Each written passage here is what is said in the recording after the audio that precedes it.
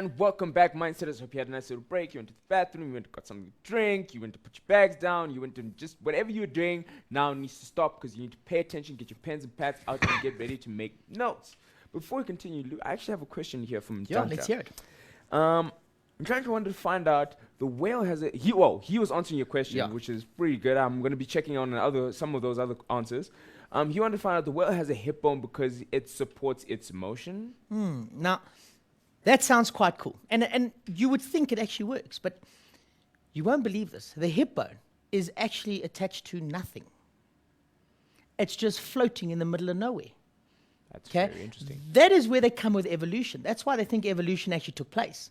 Okay? Is because our hip bone, the legs are joined to it, the top part is joined to it. The whale's hip bone, they think that it used to walk on land. And because it used to walk on land, if you walk, you need a hip bone. If you swim, you don't. Okay? So this hip bone, it's a small part of the hip bone that is left. It's just sitting there in the middle of nowhere. It's the same as our appendix. True.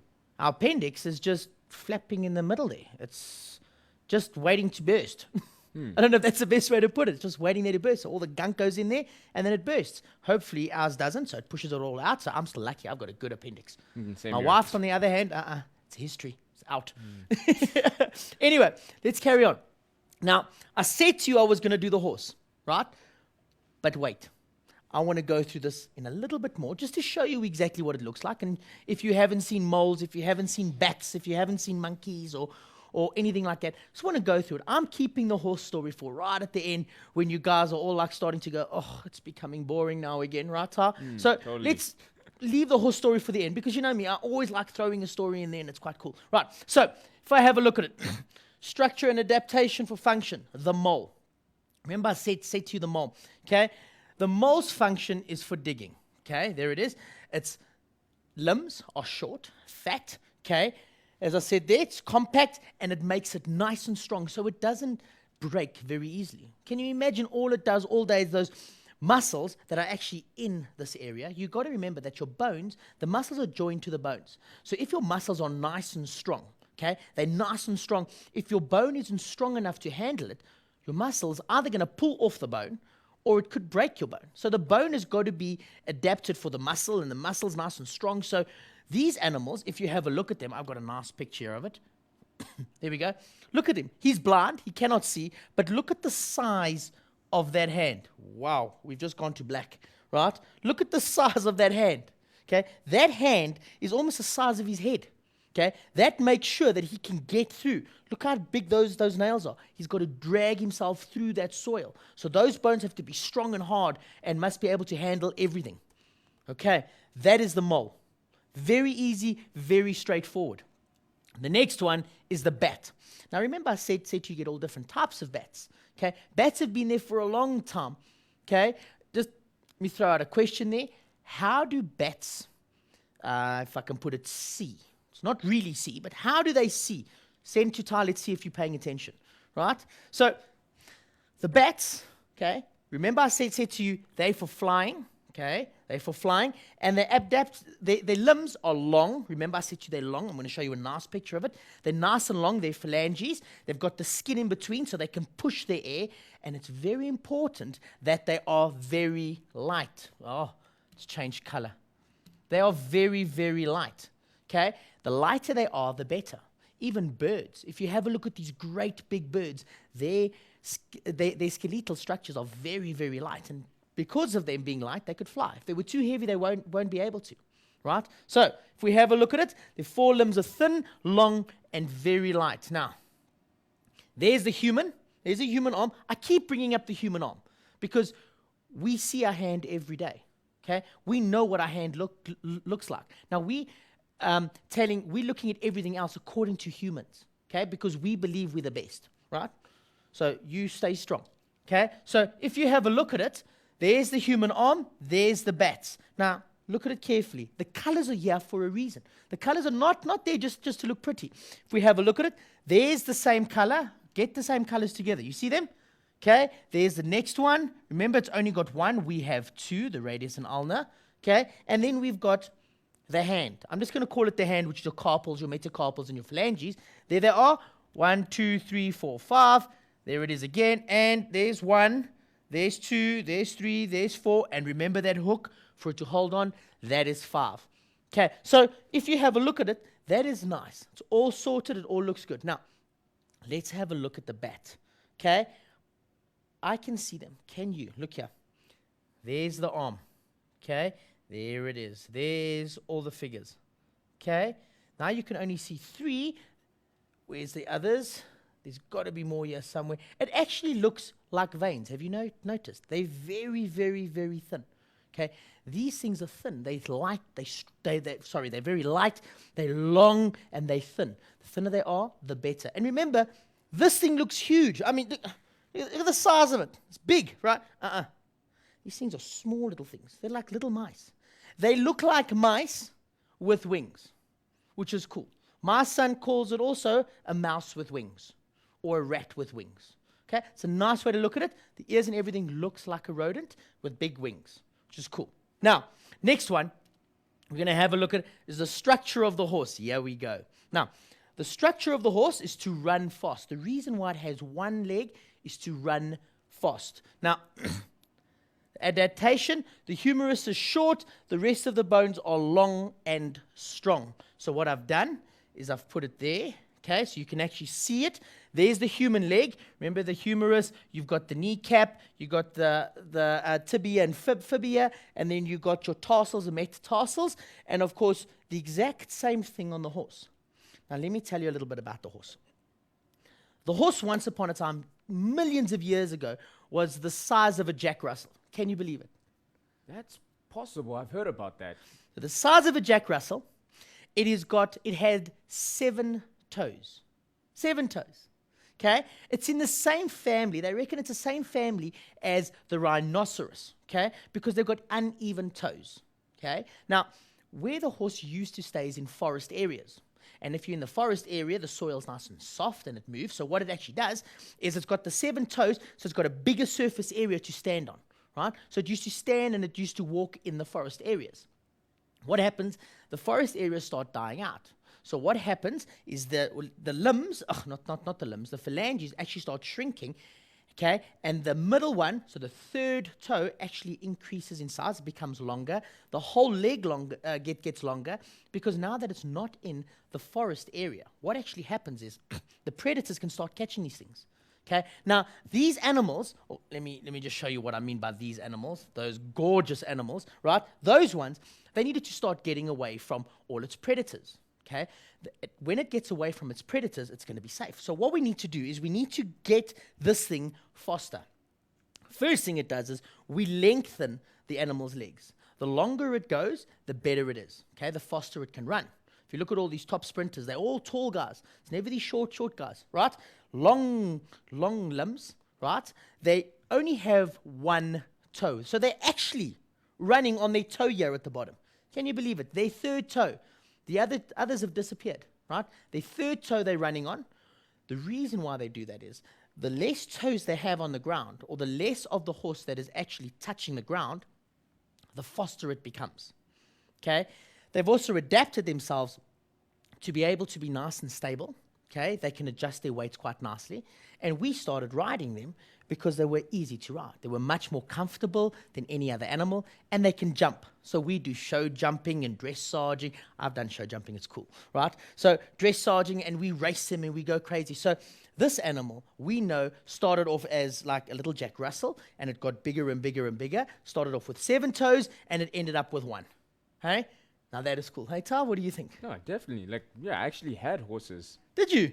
Yes. Now we get to the good people here. We love horses. Any answers for me yet on those questions? Yes, we've got a couple here. Takalani says that the bat uses a technique of sonar to navigate ultrasound waves and that are sent out to reflect off objects and around the animal. Oh, but that's the best answer I have ever heard. That was if you can answer in a test like that, I'm hoping that person gets blown away and just marks everything else right, because that was perfect. What actually happens is a bat sends a signal out, okay, and that signal hits against something else and comes back, and they can find where that object is or how the object's moving or anything like that. As it hits and comes back, they can judge the distance. So they see by sound, which is cool. You've also got all your other animals, like your whales and all of that. They also do it, which is quite cool. Right. So, horses. The next one, the seal. We all know what a seal is? Yes. Okay, a seal is not the stuff that you put between pipes to stop the water from getting through. Or Not the that singer. seal. Hey? Or the singer. Or the singer. Or us. Or the singer. Not the singer. This is an animal. Now, these are the swimmers. Remember, they don't have opposable thumbs. Their fingers are spread out nicely, right? They've got a thick layer between each phalange so that it can actually move and steer through water, right? Their bones are short and modified into a flipper, as I said. Short, because you don't want these long flippers. Well, you get your long flippers for what those big animals called? Dolphins, Whales. whales. Those brothers, Yes. right? The dolphins, the whales, Whales. right? They've got these long flippers, but they've also got these long bodies, and it's got to be in proportion. The bigger the flipper, the more it pushes water out, or the more it pushes water so it can go through the air. Oh, the air. Go through the water. Now, the bigger the flipper, the more it has to put, the more water it pushes. So if you've got a small animal like a dolphin, can you imagine a dolphin having these long flippers? It might be able to push the water, but it needs the muscles to actually move it. So just remember that. Everything's got to be in proportion. Otherwise, it's never going to work. Okay, everything is in proportion. Otherwise, we're not going anywhere. Now, if I have a look at it, there's a nice picture. Seals are beautiful. They are stunning. When they're born, they are these white, fluffy balls. Hey? They are so Furry. cool. Sorry? Like fluffy, furry kind of ball. That's it. Fluffy and furry. And that's a problem. It's too furry is very bad at times. Too furry is very bad. If we have a look at it, here we go again. There it is, the humerus, right? There you get your radius and ulna, right? And then you get your phalanges. Okay, nice and spread out. If you see it, you've actually got the little things coming out, the nails, right? So it can claw and grab and everything like that. Okay, it is adapted for swimming. If you can see him, there it is. It's short and stumpy, and it can move in water. Yes, they do use him for walking around, but it's short and stumpy. Cool. Next one, monkeys. Monkeys. Now, my little boy is my little monkey. I always say he's my little monkey because he can hold on for dear life. Only he would know how he does it. Hangs on me all the time. He's beautiful. Now, monkeys, remember I said to you, they've got opposable thumbs. So their thumb is opposite of everything else so they can grab. Okay?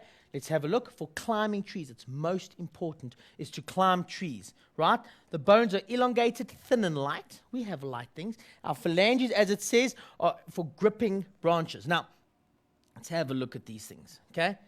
Look at the size of those hands, hey? Like, I can't do that. That's huge. Those phalanges are there. Look at that. It is huge. Now, the reason for that is to go right round a branch and to hold on nice and strong. Remember, the more area they have, the more muscles they have in that, okay? And never think that your monkeys or your apes are not clever. They are actually very, very clever. Okay, they start using tools. They look for your chimpanzees actually stick straws into ant holes so that it can get some protein and meat, right? They are very, very, very clever. Okay, the tail is there for balance and for use, but mostly, if you look at the hands, without these hands, they're in trouble. So poachers and that go and try and get hold of their hands and stick these traps out and they land on them, if they lose a limb, that's it. They are going to die. So the limbs are very, very, very important because without those long fingers, they aren't climbing any trees. They can't climb trees. They can't get away from predators. And the predators that are in the trees with them, if they don't have long fingers, they cannot move through the trees fast enough to get away from them. Okay, so they're very, very, very important. Very important. Sorry, I like emphasizing certain things. Okay, homologous structures. Can you remember what they are? Homologous structures, they have the same roundabout structure, okay, roundabout. They don't have to have identical. They must have come from a common ancestor, okay? So they've got the radius, they might have the ulna, or they might have the radius, you know? So, the humerus, either have the radius or the ulna, or they just have part of the hand, okay? They'll be maybe missing 2 or 3 phalanges, but they've got similar structures, okay? The only difference is they are used for different functions. Okay, remember functions. For example, here we go. I like bringing pictures up because I'm a boy, and boys they do pictures, eh? Yeah, we're not too good with words all the time. Too many words, we start getting distracted and bored.